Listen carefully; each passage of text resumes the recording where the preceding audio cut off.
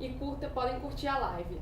Bom, vou começar a falar desse jogo aí do Corinthians. O Corinthians venceu o Santos por 2-1, volta à final depois de 5 anos e busca esse título que não conquista desde 2019, né? Então já tem um tempo aí de um jejum do Corinthians. A gente já tá vendo os melhores momentos da partida.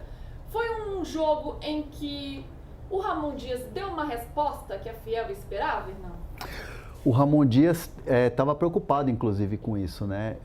Sai de um 3-5-2 para um 4-4-2 que o Corinthians vinha jogando bem e vencendo seus jogos desde o ano passado. Era o time que o corintiano estava acostumado a escalar, né, na ponta da língua.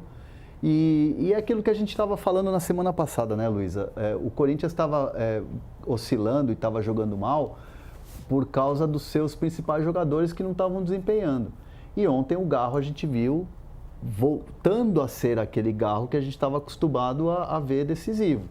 O Garro jogou muito bem, o Martínez fez uma partidaça, o Carrilho jogou bem, o Memphis... Angileri. O Angileri entrou muito bem, não sentiu que é Corinthians e é um jogador experiente.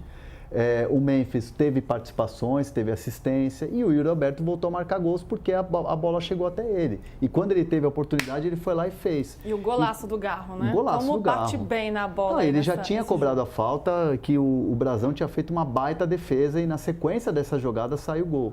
Então foi um Corinthians consistente.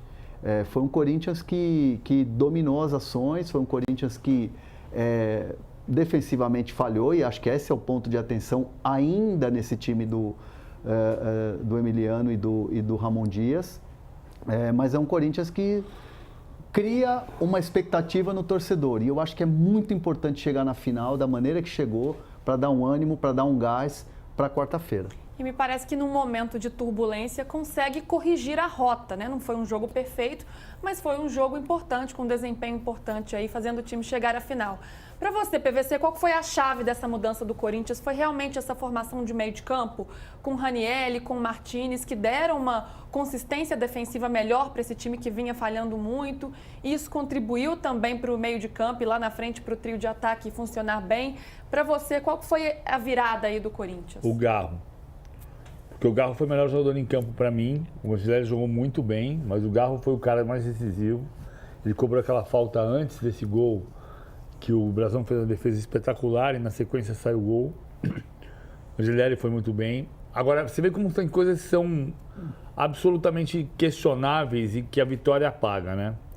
Por exemplo, o José Martínez, eu disse na sexta-feira, o José Martínez vai jogar. Eu não disse que o Ranieri ia jogar. Então quer dizer que o Ramon Dias poupou o Ranieri e José Martínez na quarta-feira para ganhar o jogo no domingo? Quer dizer que ele priorizou o jogo do domingo em relação à quarta-feira? Não. Quer dizer que os dois tinham uma lesão e que não estavam prontos para o jogo da quarta-feira, e ele preparou, trabalhou para que estivessem prontos no domingo. Fechou a casinha em Guayaquil e acabou dando errado porque teve muita falha defensiva. Mas ele não tinha dois jogadores fundamentais, que foram os dois jogadores com que a gente três dizia. zagueiros, né? A gente dizia que ele tinha jogado, muita gente disse que ele jogou com Ranieri, José Martínez e Carrilho como 3 volantes para marcar o Neymar, e ele montou esse time para marcar o Neymar e não tinha Neymar. E ele montou o mesmo time, o time deu certo, de deu qualquer muito forma. resultado. É melhor sem o Neymar para o Corinthians, né, do que com. Porque a melhor formação defensiva, a melhor formação do Corinthians hoje é essa. Então, com o os Breno 3 Vidal homens. perde espaço nesse momento?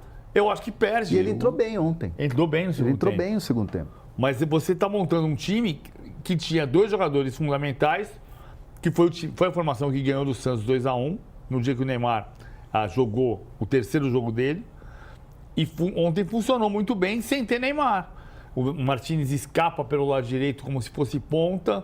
O Carrilho fecha o lado esquerdo como se fosse ponta para marcar a subida do Sherman. E o meio-campo, que ontem de manhã muita gente dizia: o Losango está dando tudo errado porque sobra um monte de espaço lateral. Não sobrou ontem. Mas foi porque o Neymar não jogou? Não dá para saber. Mateuzinho também bem defensivamente, né? Marcou muito bem o Guilherme, então foi um jogador importante. Salvou uma bola desse fundamental sistema, em cima sim. da linha quase. Então, funcionou. Você vê que o conjunto funcionou. O Corinthians tem a melhor campanha do Campeonato Paulista. É o time que nos últimos 25 jogos perdeu 2. E que na sexta-feira estava tudo errado.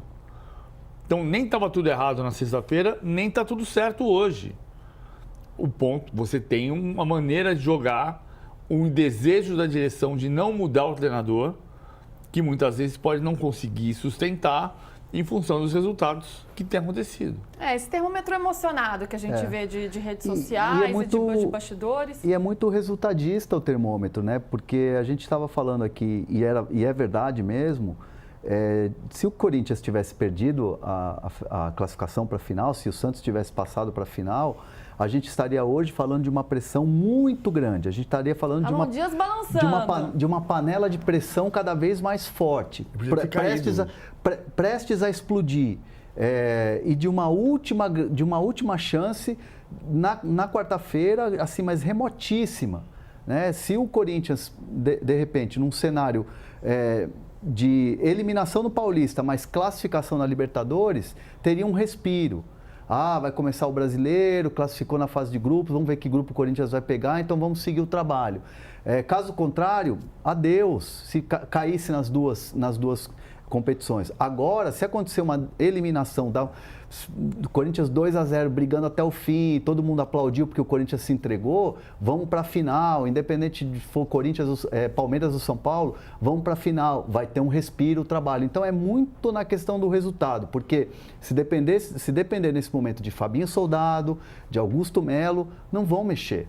E não quer dizer que esteja tudo perfeito também. Claro que não. Porque o time também cometeu falhas. Aliás, mais uma vez, a bola aérea foi um problema. O gol do Santos sai de uma jogada dessa que o Tiquinho marca, né? Na subida ali do Félix Torres. Então, não está tudo certo também. Tem problemas a serem corrigidos, como tem problema nos bastidores também da questão do vestiário, inclusive, né, Hernan? Os jogadores chegaram a falar sobre isso ontem, tentaram dar uma amenizada, reconhecendo que houve sim uma discussão, que houve um problema no vestiário, mas que tudo em prol do time, né? Para uma cobrança para que o time volte a vencer. E era muito do que a gente falava na sexta, né? Respeitando, obviamente, quem falou... Qualquer apuração. As apurações e tal, e eu trouxe a minha aqui. E a minha era exatamente isso. Quem me falou e que viu a discussão falou, opa, um negócio assim meio fora do tom. Elevou-se a voz, o tom de voz, foi uma coisa mais ríspida, mas quem me contou falou assim, cara, isso aí é normal, é da bola. Obviamente, os caras, teve um grito a mais, teve um palavrão a mais, teve um dedo na cara a mais, porém, era cobrança. E não era cadeirada. Não era cadeirada e não era vias de fato. Era cobrança. Mas, assim, existe discussão em vestiário, existe discussão em ambiente de trabalho, existe em qualquer tipo de profissão. Mas lá dentro do vestiário, quando você fala, não sei o que, discussão, acaba, vamos pro jogo e tal.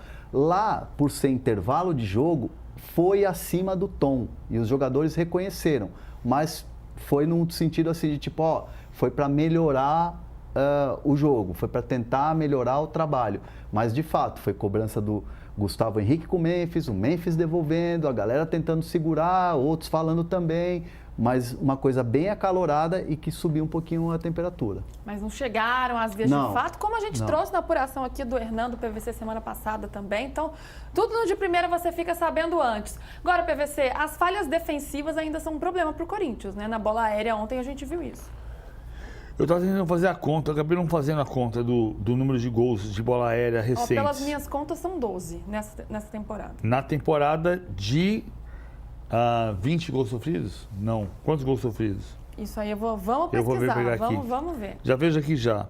Não, eu acho que tem coisa importante para corrigir. O gol de ontem foi muito fácil de marcar. Sim. O Tiquinho subiu no meio da área. Você não toma gol de quase de orelha, né? Porque o Tiquinho sobe e cabeceia, mas na posição contrária. Ele não vem de frente para cabecear.